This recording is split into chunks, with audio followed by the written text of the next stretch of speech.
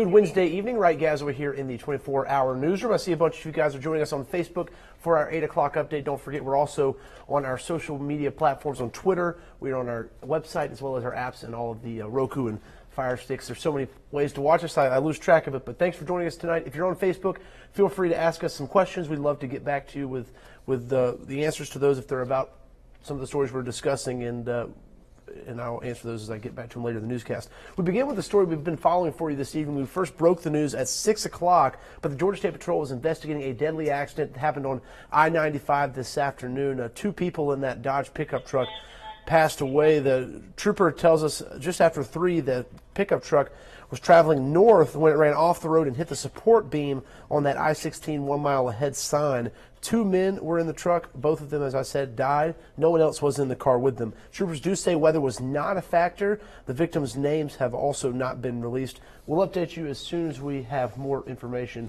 Once again, this happened earlier this afternoon. Another developing story, this one out of Effingham County, and it started in Bloomingdale. A driver involved in a chase crashed his truck into the Ogeechee River.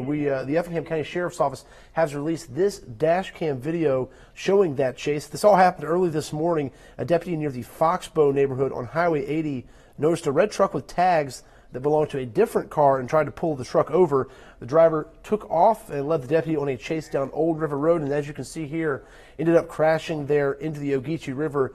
The driver did jump out and swim away, and you can actually hear the deputy say she saw the driver swim away and was not chasing him through the water. They are looking for Coleman Hagan and Thomas Schmidt in regards to this chase. So if you know where they are, give the Effingham County Sheriff's Office a call, and they have some questions they said they wanted to ask them.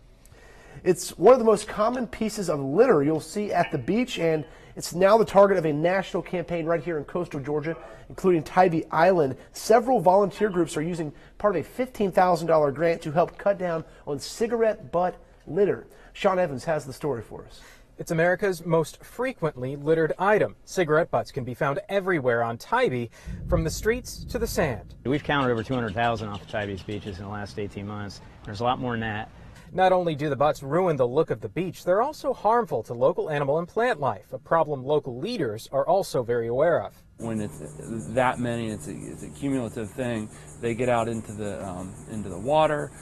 They can be ingested by birds, wildlife, marine life, and it becomes a real problem. Well, I don't think most people realize that the filters are plastic, actually a plasticized fiber, and so they don't degrade very quickly. And they've been really well engineered to trap a lot of toxins, over 30 toxins, a lot of heavy metals, things that are very damaging in concentrated levels. The problem is the cigarette butts, when they're wet, leach all those toxins. Arnold says this campaign isn't anti-smoking, it's about litter.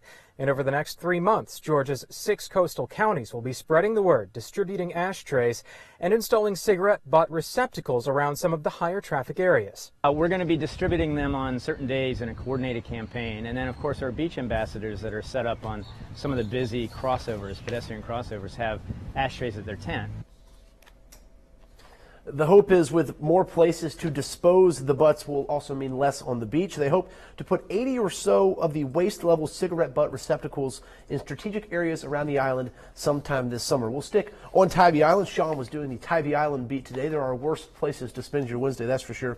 But with fewer lifeguards watching the waters off Tybee's coast this summer, city leaders want you to be more aware of your surroundings if you head to the beach. The lifeguard staff is being stretched more this summer than last, so that means families will need to remain vigilant. Tybee leaders encourage beachgoers to look out for the flags warning of rip currents and dangerous marine life. Tybee's mayor says just because there are fewer lifeguards, that does not mean the beaches are completely unwatched.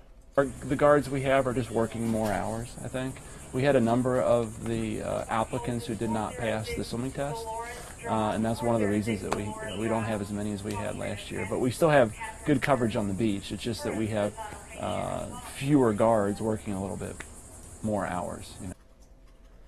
One other update for you tonight. The mayor says they are still searching for a fire chief. They hope to have that position filled by August. Georgia Power was recently honored with the 2018 Emergency Assistance Award for helping with power restoration in Puerto Rico. Hurricane Maria devastated that island. Southern Power Company sent about 3,000 line workers down there and support personnel over to Puerto Rico to help with restoring power. Crystal Howard has this story and more on that award. terrains to little to no communication and access to roads to not even knowing who they were working with. The theme for the storm was one team, one mission, because there were so many people from all over the place. I mean, there were people from all over the country that were working in other parts of the island. Southern power companies came together as a team to provide mutual assistance to Puerto Rico during their time of devastation. Madrigal told me out of the month they were there, they worked almost 16-hour days most days. There was a lot of clearing paths with the machete and whatever you could get to get your truck to where you needed to set it up, so you could set a pole or so you could pick up wire. And that was pretty much every day. So, when the guys got back in the afternoon, I mean, they were tired. He says those 16-hour days turned into weeks that just blended together because they all worked tirelessly to help another community that was destroyed. Some of those folks had been without power for 6 months or longer. So we didn't really know what to expect from the folks. And, I mean, they knew we were there to help, but it's still kind of in the back of your mind, like, I don't know. I mean, I would be pretty frustrated, but it was the total opposite. I mean, they were very thankful that we were there. He also says they didn't expect for the Puerto Ricans to show appreciation and remain humble during their time of dramatic loss, but it was an experience where they didn't want to leave until power was 100% restored. It's very rewarding to help people get some sort of normalcy back in their life, right?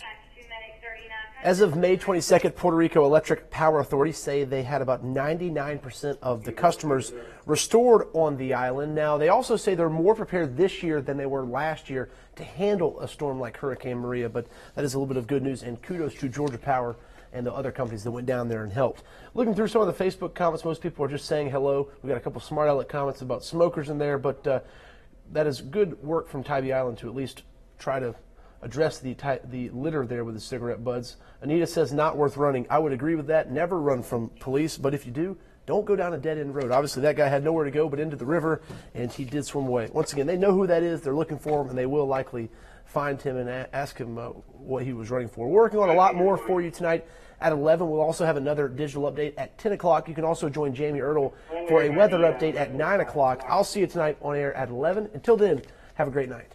Yeah, Mark, you can be 1076 the airway.